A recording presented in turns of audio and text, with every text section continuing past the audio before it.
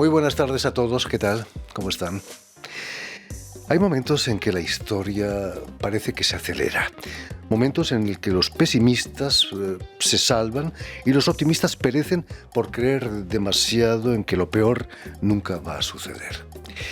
Nuestra invitada de hoy, la escritora francesa Laura Alcoba, aborda en su nueva novela Minuit à bord, Medianoche a bordo, la historia de la película Tararira, que realizó en los años 30 el poeta de origen rumano Benjamin Fordán, película que nunca llegó a estrenarse.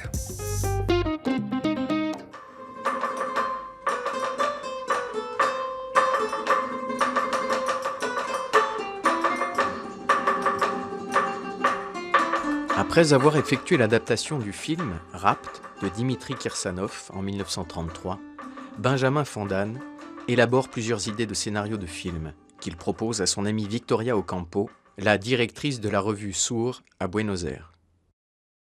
Dans les Cahiers jaunes, Fondane avait déclaré en 1933 « Si j'étais libre, vraiment libre, je tournerais un film absurde, sur une chose absurde pour satisfaire à mon goût absurde de liberté. » Après 2 projets avortés, intitulés La Tocatina et A Little Musical Night, c'est une comédie musicale qui est choisie, avec la collaboration du Quarteto Aguilar, un quatuor espagnol de luth composé de 3 frères, Ezequiel, Paco, Pepe, et de leur sœur Elisa. Ce sera le film Tararira. Muy buenas tardes, Laura Alcoba. Buenas tardes. Bienvenida a Radio Gracias. Francia Internacional. Cuéntanos, ¿cómo conociste al poeta franco-rumano Benjamin Fordán y su película, que nunca se estrenó? No la viste en el cine, por supuesto. No, y nadie la pudo ver. Bueno, un poco de casualidad, precisamente leyendo sobre Victoria Ocampo. De repente di con esta anécdota de Tararira, una película misteriosa rodada en Argentina y que nunca se había encontrado, ¿no? Una película perdida. Y empecé a leer sobre Fondán mucho, me fascinó el poeta, es un gran poeta de lengua francesa, de origen rumano, escribió un poco en rumano, luego exclusivamente en francés, y por muchos motivos, creo por haber elegido también yo el francés como lengua de escritura, y tantos motivos me fascinó él, pero realmente es un excelentísimo poeta. Pero la historia de la película, wow, eso sí que era fascinante, porque es una película que se rodó en Argentina en 1936, gracias a Victoria Ocampo, que financió todo, desde el pasaje de Fondán hasta los contactos, encontró los contactos para que Fondán pudiera realizar esta película. Lo puso en contacto con el gran productor Machinán de Arena. Fue la primera película que produjo Machinán de Arena, que luego va a ser un gran productor de cine en Argentina.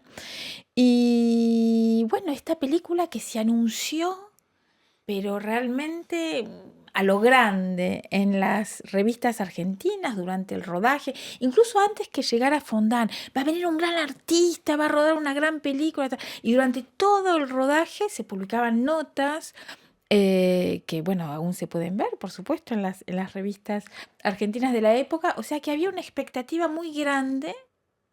¿Y qué pasó? Esa película nunca se estrenó.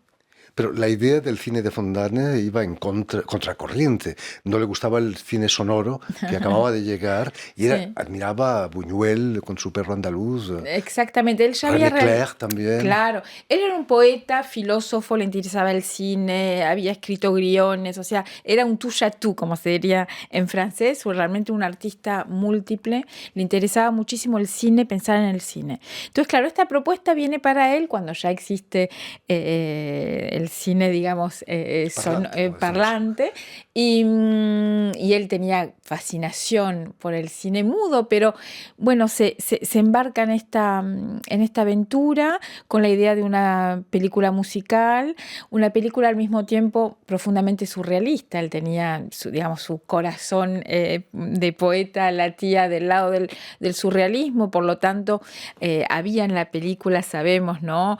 Mucho delirio, mucha muchas ideas que tienen que ver con el surrealismo, pero era una película musical y en el centro estaba este Cuarteto Aguilar, que era famoso en la época. Ellos tocaban el laúd y estaban de gira en Argentina. Fue la idea de Victoria Ocampo ponerlos en relación con Fondane para, digamos, que hicieran juntos esta película.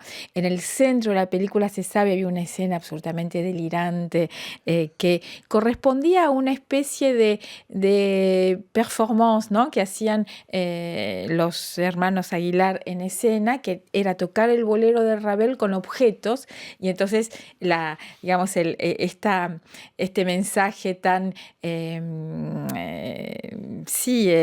anticonformista de Fondane llegaba a su cumbre con una escena en que en Tararira los miembros del Cuarteto Aguilar destrozaban un salón burgués tocando el bolero de Ravel.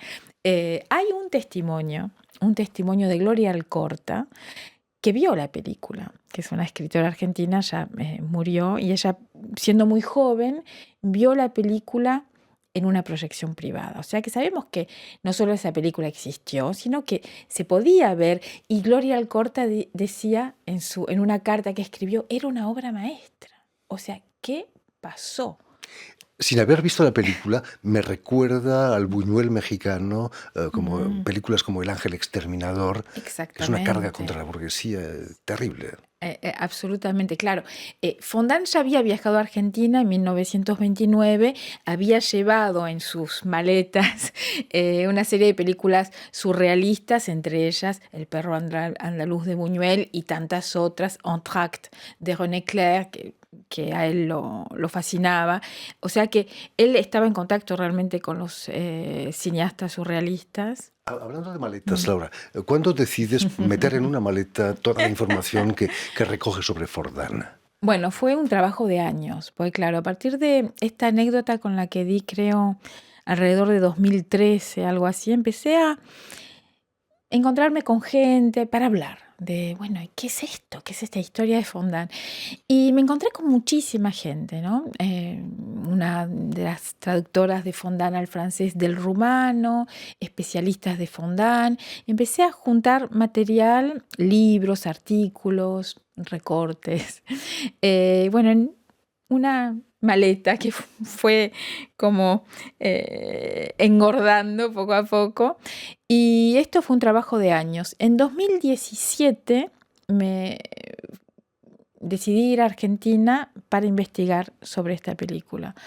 Y ahí fue cuando, bueno, por supuesto no voy a revelarlo porque hay una intriga en el libro y creo algo importante en torno al porqué de esta desaparición, pero uno de los primeros encuentros que tuve en Argentina con Víctor Bo, que es actor famoso argentino relacionado con la familia Machinandiarena por parte de su madre.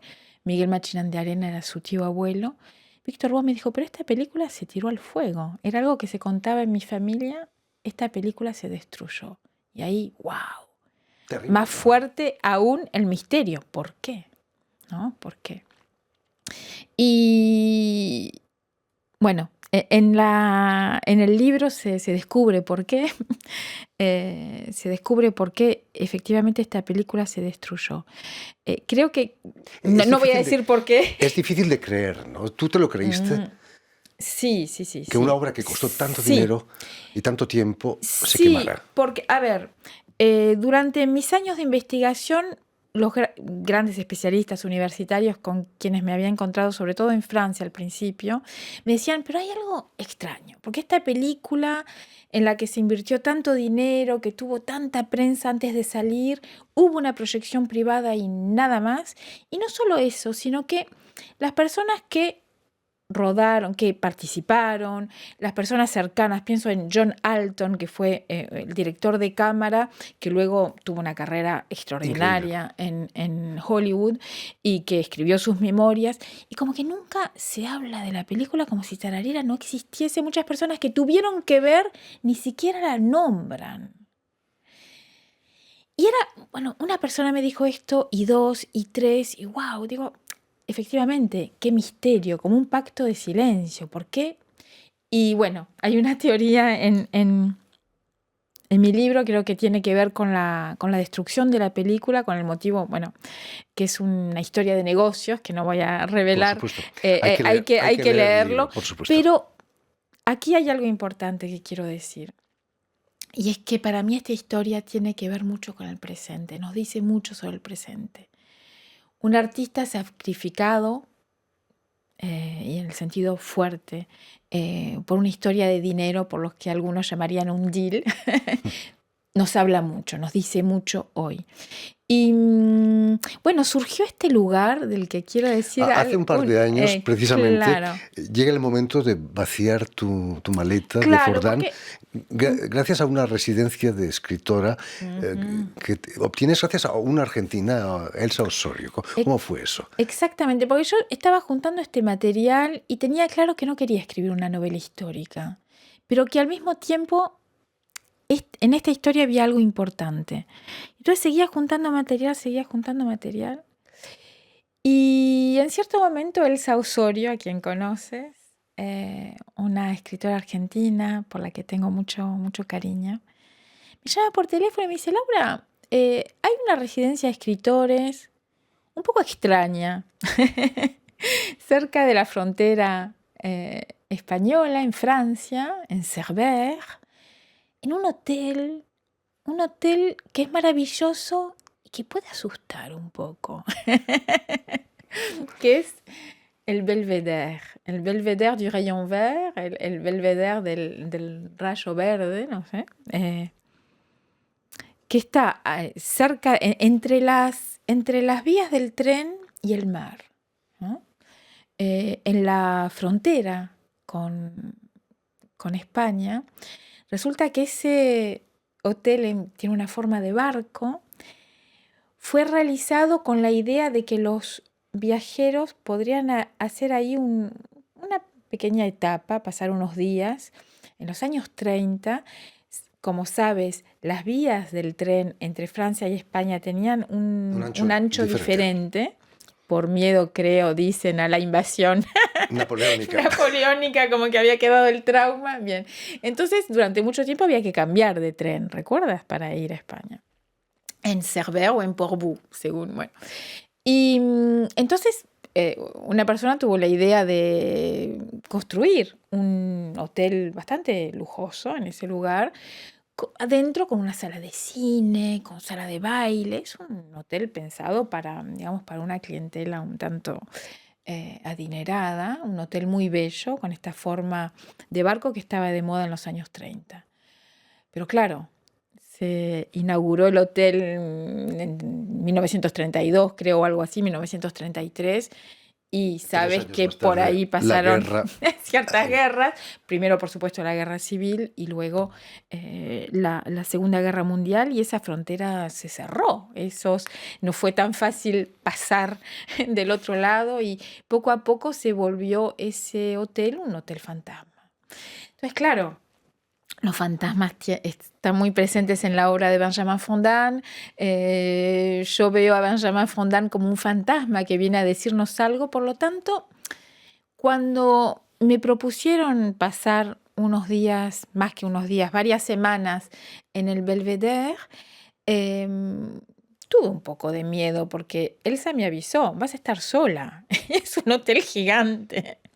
Un hotel gigante en un lugar bastante extraño porque es bello y al mismo tiempo es como que la gente ya no se detiene ahí. No, incluso en pleno verano hay muy poca gente en Cerbère. Hay algo extraño. Y pues pensé que era el lugar ideal para escribir esta historia, para abrir mi maleta Fondane, para tratar de reconstruir la historia de Tararira. Y ahí mismo es como que tomé conciencia de que la historia que estaba reconstruyendo tenía mucho que ver con el lugar en que lo estaba haciendo. Y hubo como una es como el hotel, tiene algo que ver con el hotel de Shining. ¿Recuerdas la película de Kubrick? Terrible. Esplendor, ¿no? Creo que es... Jack Nicholson está ahí. ¿Cómo es el título en español? Creo que es Esplendor, ¿no? El Esplendor, sí. O Resplandor. El Resplandor. Resplandor. Resplandor. Recuerdas que Jack Nicholson... Sí, lleva a su familia y casi mata a todo el mundo. Terrible. Te digo, bueno, a ver, este hotel, yo estaba sola en un hotel vacío. Fue una experiencia gigante, con una sala de cine, con una sala de baile, pero todo así en No, las, no hubo en un las momento en que tinieblas. decides marcharte, dejarlo todo correr, ¿no? Todo así como detenido en el tiempo, ¿no?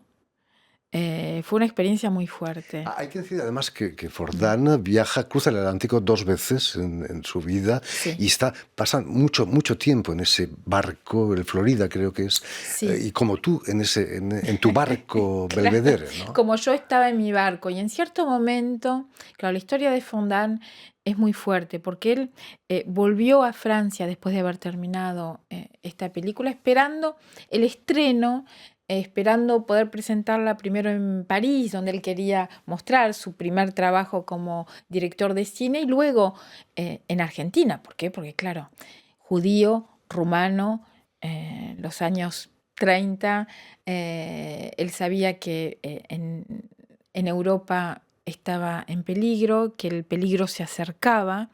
Él tenía la intuición, no tenía un gran pesimismo en realidad, Fondan, la intuición de que había que irse de Europa. Pero claro, esperaba la ocasión de la película. Él había dejado incluso en Buenos Aires gran parte del dinero que le habían pagado por rodar Tararira, porque ya estaba preparando ese exilio. Venía a buscar a su hermana y a su mujer, con quienes tenían una relación muy bella de la que hablo en el libro, realmente una relación bellísima, una gran cercanía. A su mujer Georgette, que conoce en el primer viaje. No, Geneviève. No. Georgette es otra mujer. Pero no, Geneviève, con Geneviève tenía una relación un vínculo muy fuerte y vivían los tres juntos, Rue Rollin. Y claro, de repente como que el productor no parece postergar, luego ni siquiera da noticias, ni siquiera contesta sus cartas. Y algo extraño ocurre. Claro, aquí vemos la foto de esta escalera hermosa que para mí que en el libro aparece como un símbolo de la relación entre ellos, ¿no? Entre Geneviève, Lynn, la hermana de Benjamin Fondan, y Fondan, ¿no? Donde siempre si se separan siempre terminan el camino juntos. ¿Y por qué digo esto? Claro, él está esperando que se estrene la película no se estrena por este negocio del que no voy a decir más, pero que del que se habla en la novela, y ocurre la guerra y él ya en cierto momento no va a poder salir más de Francia.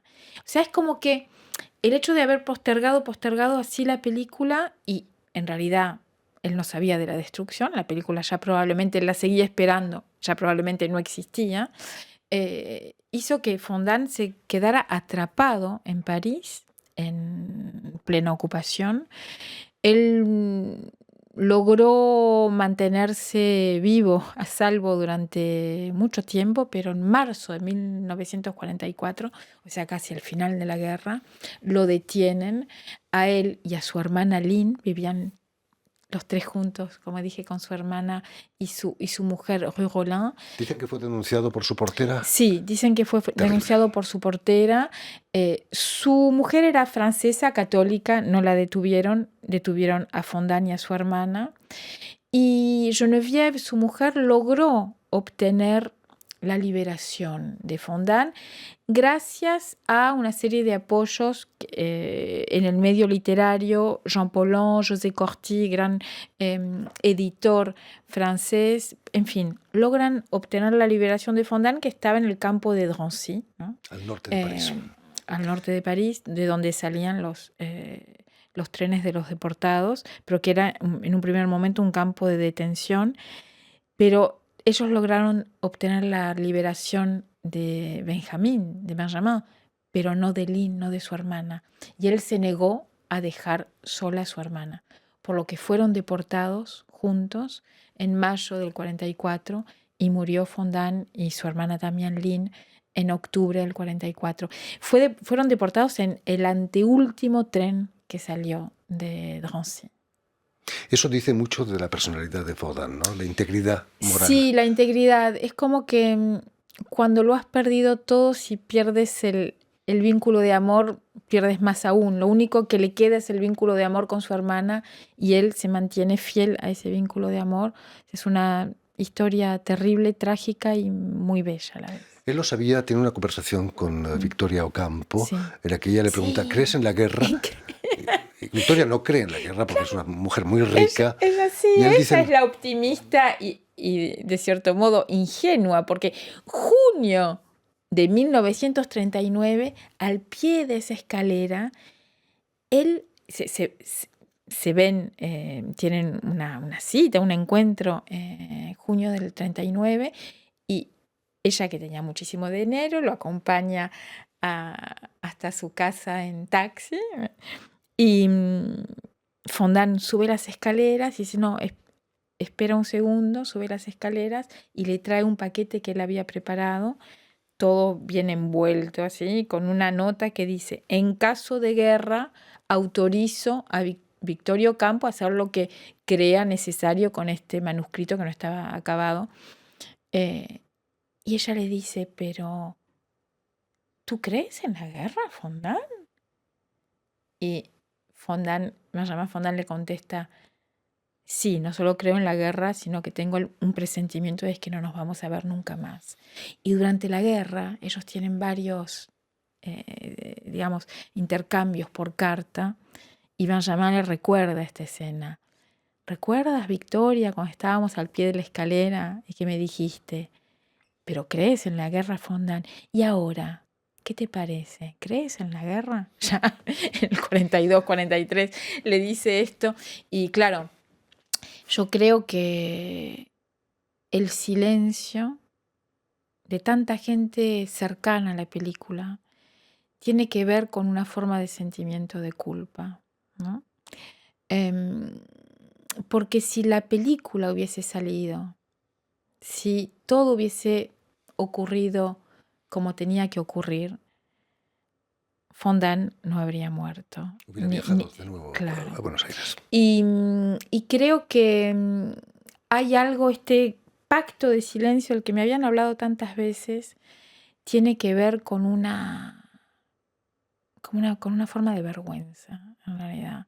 Porque las páginas, por ejemplo, que Victoria Ocampo le dedica a Benjamin Fondan son muy bellas, cuenta diferentes episodios, el episodio de su primer encuentro, y tampoco habla de la película. Él se quedó esperando la película, una película que muy probablemente se destruyó, y en esa espera terminó por perder la vida. Hay que escuchar a los pesimistas y hacerles caso. Sí. Muchísimas gracias, Laura, Gracias. por haber estado con nosotros. Ya lo saben, Minuit à bord, Medianoche a bordo, la nueva novela de Laura Alcoba, acaba de ser publicada aquí en Francia por las ediciones Gallimard. Gracias de nuevo. Permíteme también que dé las gracias a Vanessa Loiseau y a Robin Cousineau, quien se ha ocupado hoy de la realización del programa, y también saludar a nuestros telespectadores, porque también los tenemos, sí, que nos siguen en toda América, desde Chicago hasta la Patagonia, pasando por Buenos Aires, gracias a una cadena de televisión que se llama UCL, un canal latino, y también una red que nos distribuye, que se llama TAL, que reúne televisoras públicas y universitarias de todo el continente. Y a ustedes, muchísimas gracias por su atención y les damos cita para una nueva edición de El Invitado de Radio Francia Internacional.